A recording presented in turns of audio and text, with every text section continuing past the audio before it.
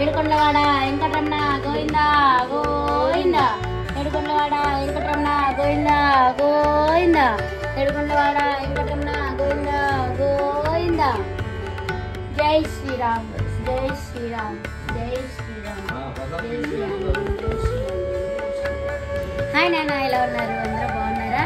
ఇవాళ అయితే మేము కుంభమేళకైతే బయలుదేరాం. మా ఫ్యామిలీ అందరం మా వెహికల్ వేసుకుని సాహసం అయితే చేస్తున్నాము. సో 144 సంవత్సరాలకు ఒకసారి వచ్చే మహాకుంభమేళ కాబట్టి మన సనాతన ధర్మాన్ని మనం కాపాడుకోవాలి కాబట్టి జై శ్రీరామ్ జై శ్రీరామ్ జై శ్రీరామ్. శ్రీ ఆంజనేయ పరమేశ్వర తండ్రి, చల్లని తండ్రి, చల్లంగా మన క్రమంగా మమ్మల్ని తీర్చేయ ఎలాంటి ఆటంకం లేకుండా వెళ్దామా మరి. Bye bye.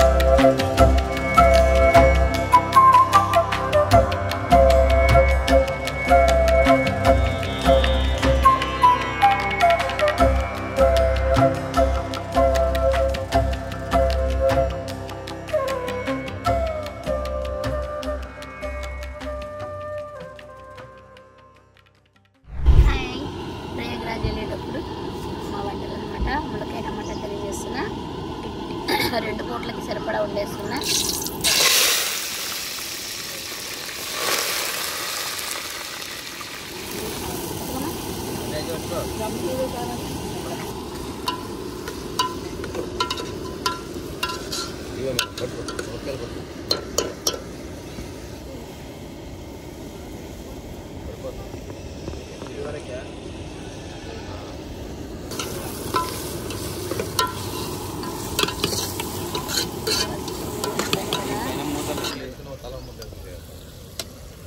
వరస్తులు పెట్టివన్నీ ఇవన్నీ సంవత్సరాలు రా పండు.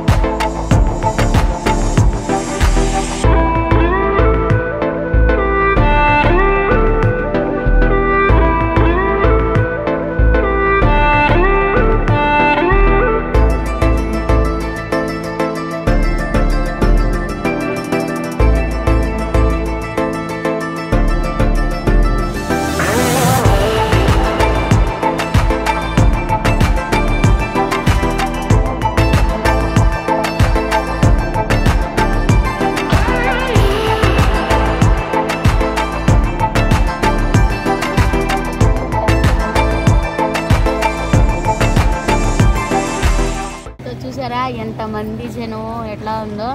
అది టికెట్లు ఒకటి అమ్మట్లేదు, టికెట్లు మాత్రము బోటికి ఒక్కొక్క మనిషికి వచ్చేసి 1500 రూపాయలు. సో కానీ డబ్బులు పోతే పోయినాయి, థ్రిల్లింగ్ మాత్రం చాలా బాగుంది. పిల్లలు మాత్రం చాలా బాగా మంచిగా ఎంజాయ్ చేస్తున్నారు.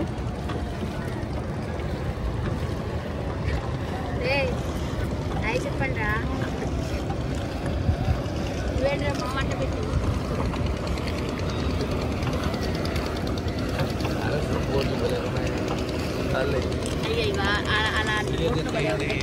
అలా కింద పెట్టుకుని కూర్చోడానికి అయ్యి అవి అయ్యి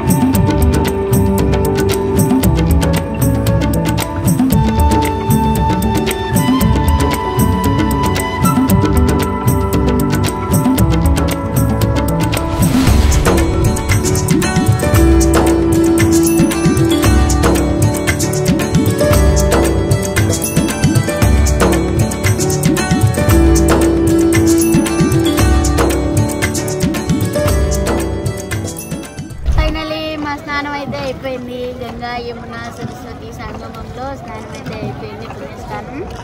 సో ఇప్పుడైతే ఎంతో దూరం ఉందో ఇక్కడి నుంచి ఇక్కడికి జనం చూసారా, నిజంగా ఎంత అదృష్టం ఉండాలో. మా నానమ్మ చిన్నప్పుడు చెప్పేది, మన నీటిలో లక్ష్మీనారాయణుడు ఉంటాడు, క్షీరాసాగరం ముందు శేషపాండుపై పౌడించుకుంటాడంట మన వాటర్.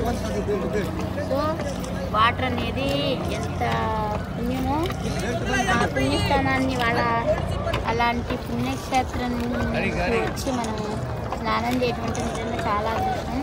సో అలాంటి గంగమ్మకి మనం ఎంత ఇచ్చినా రుణం తెచ్చుకోలేము. సో ఈ పసుపు కుంకుమ వచ్చి గంగమ్మకి నాకు తెలిసిన కృతజ్ఞత చూసుకుంటున్నాను.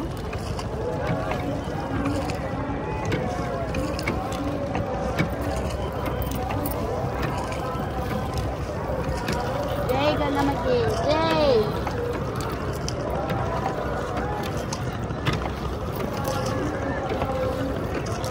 ఇప్పుడు నైని బ్రిడ్జ్ మీద ఉన్నాము, గోయింగ్ టు ఎక్కడికి, అయోధ్య. జై శ్రీరామ్, రాముని దగ్గరికి. ఇది రెండోసారి వెళ్తున్నాను నేను. త్రివేణి సంగమం కూడా ఇది రెండోసారి. నేను ఇదివరకు మా ఆయన, నేను, మా పాప వెళ్ళాం లాస్ట్ ఇయర్ సెప్టెంబర్లో. ఇప్పుడు మళ్ళీ మా బాబుని, మా వాళ్ళందరినీ తీసుకుని మళ్ళీ వెళ్తున్నాను. త్రివేణి సంగమంలో స్నానం అయిపోయింది.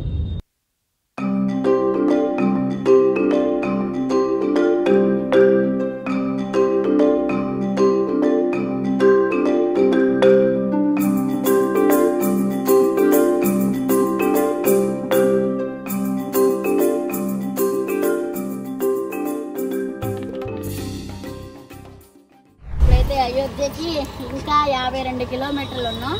నిన్న మధ్యాహ్నం 1:15 గంటకి ప్రయాగ్ నుంచి బయలుదేరినాను.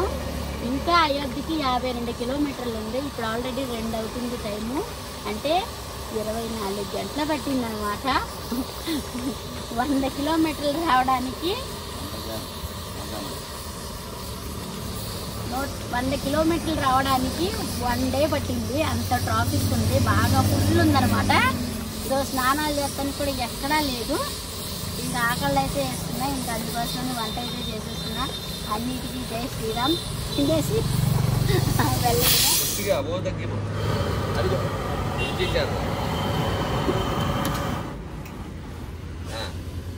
చూడు బదిలీ అయిపోయిందాం.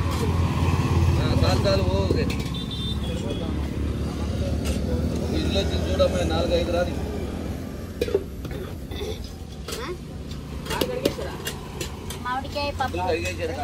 మామిడికాయ పప్పు, వంకాయ ఫ్రై అన్నమాట.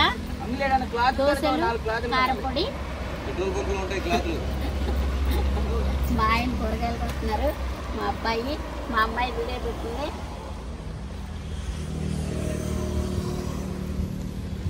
కానీ అమ్ము ఎంత ట్రాఫిక్ అంటే అంత ట్రాఫిక్.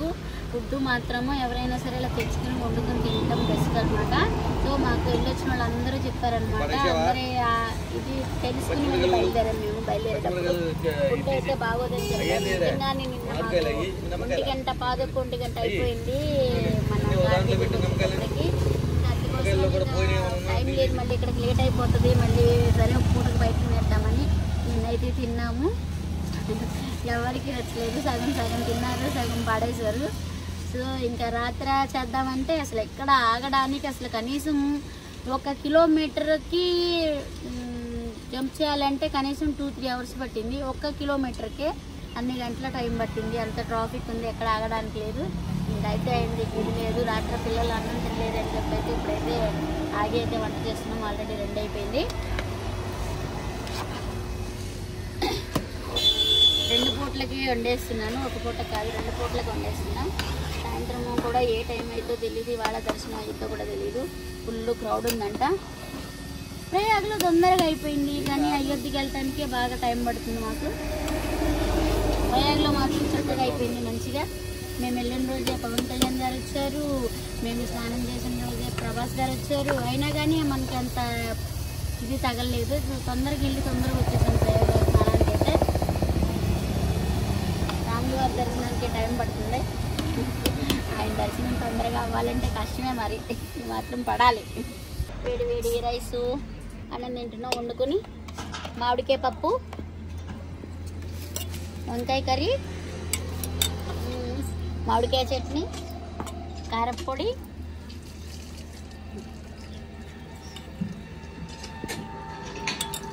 రండి నువ్వు కూడా వీడియో తీయంగానే దమ్మ నువ్వు కూడా వచ్చి తినేసి.